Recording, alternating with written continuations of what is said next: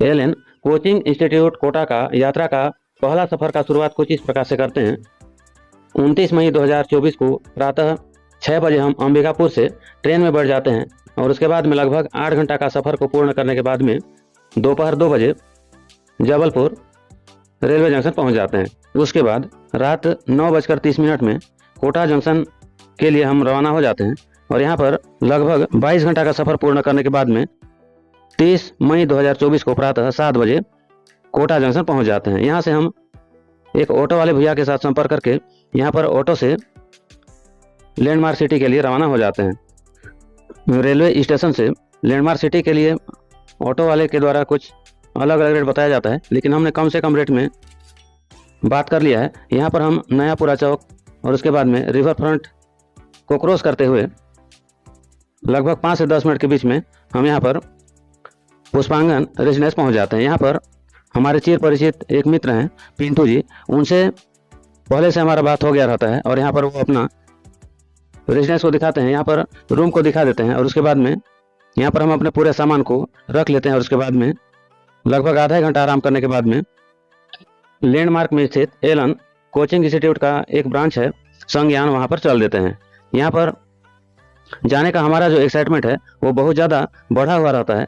यहाँ पर कुछ दूरी जाने के बाद में यहाँ पर इस प्रकार से हम संज्ञान का हेल्प डेस्क और इंक्वायरी सेक्शन में पहुँच जाते हैं। यहाँ पर कुछ बेसिक जानकारी को लेते हैं। कोटा जाने से पहले नए विद्यार्थियों का एडमिशन कराने के लिए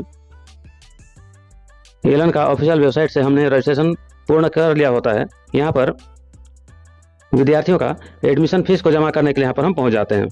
यहाँ पर एडमिशन फीस को सबसे पहले फर्स्ट इंस्टॉलमेंट में यहाँ पर 95,000 को हमारे द्वारा जमा कर दिया जाता है। उसके बाद में सेकेंड इंस्टॉलमेंट को 43,000 को यहाँ पर काउंटर में बैंक ब्रांच में जमा कर दिया जाता है। उसके बाद में यहाँ पर कुछ इस प्रकार से काउंटर में फीस जमा करने का रिसिप्ट को दे दिया जाता है। उसके बाद में फिर से हम यहाँ पर हेल्प डेस्क में जाते हैं और यहाँ पर एक टोकन यहाँ पर दे दिया जाता है, जहाँ से हम नए विद्यार्थियों का ड्रेस, बैग और जितने भी स्टडीज मटेरियल होते हैं उन सबको ले लेते हैं। उसके बाद में फिर से हम यहाँ पर पूरी तरह से संतुष्ट हो जाने के बाद में नए विद्यार्थी का एफआरसी कराने के लिए एफआरसी काउंटर में चल देते हैं। यहाँ पर लगभग हमको 1 से 1.5 घंटा का समय लग जाता है। यहाँ पर सभी प्रकार का कार्य को पूर्ण कर लेने के बाद में कुछ विद्यार्थी यहाँ पर अपना सेल्फ स्टडीज करते रहते हैं। यहाँ पर जाकर के देखते हैं। यहाँ पर जाकर देखने के बाद में फिर से हम यहाँ पर मेन काउंटर में आ जाते हैं। यहाँ पर आने के बाद में यहाँ पर फिर से हम एक बार हमारे द्वारा जो कार्य कर लिया गया रहता है, एडमिशन का प्रोसेस को फॉलो किया गया रहता है, उसको यहाँ पर बैठे हुए मैडम के द्वारा इसको जांच करा लेते हैं। और जांच कराने के बाद में जब मैडम के द्वारा जब ओके रिपोर्ट दे दिया जाता है, उसके बाद में हम एएलएन से अगला प्रोसेस के लिए बाहर निकल जाते हैं। तो यहाँ पर जो प्रोसेस है यह बहुत आसान है। यहाँ पर सभी प्रकार का जानकारी को जानने के लिए या बताने के लिए यहाँ पर एएलएन का पूरा स्टाफ बैठे रहते हैं। यहाँ पर नए या जो पहली बार इस इंस्टीट्यूट में आते हैं, कोचिंग के लिए आते हैं, उनका बैठने का भी यहाँ पर बहुत अच्छा व्यवस्था रहता है और किसी प्रकार से कोई भी परेशानी नहीं होता है। तो यहाँ पर सभी प्रकार का कार्य को हम पूर्ण कर लेते हैं। उसके बाद में हम अपना रेसिडेंस पुष्पांगन रेसिडेंसी की ओर चले जाते हैं।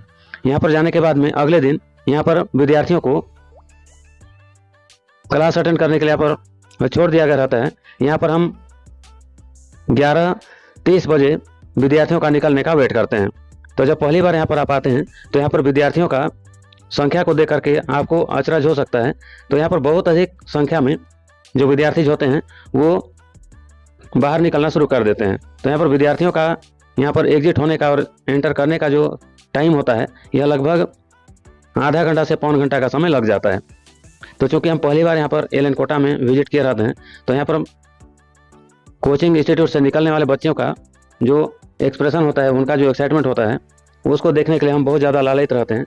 और यहाँ पर जब तक सभी बच्चे बाहर नहीं निकल जाते हैं तब तक हम वेट करते रहते हैं। और जब अंतिम बच्चा वहाँ से बाहर निकल आते हैं उसके बाद में अगला सेशन, अगला बैच शुरू हो जाता है।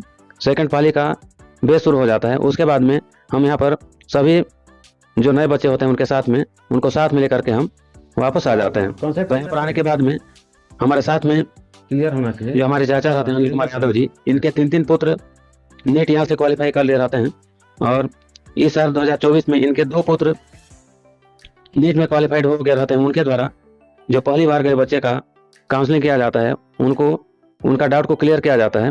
उसके बाद में यहाँ पर हम कोचिंग इंस्टीट्यूट का सभी काम को पूर्ण करने के बाद में अपना घर की ओर वापस हो जाते हैं।